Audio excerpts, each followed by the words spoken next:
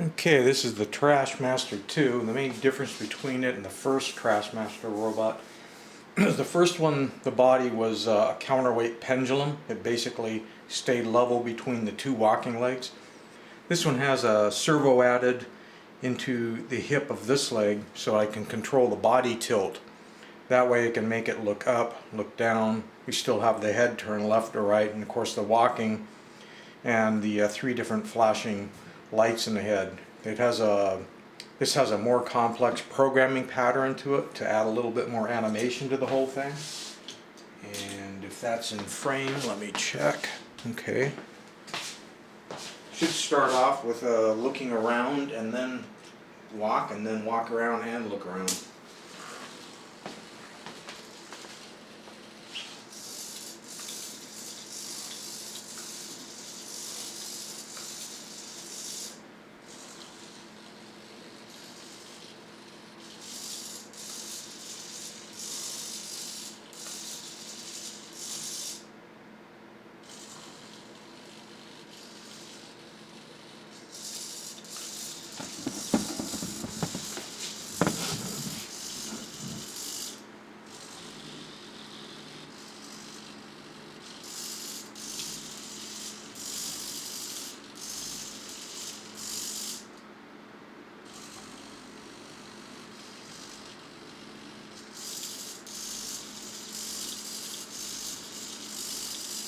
And that's the routine.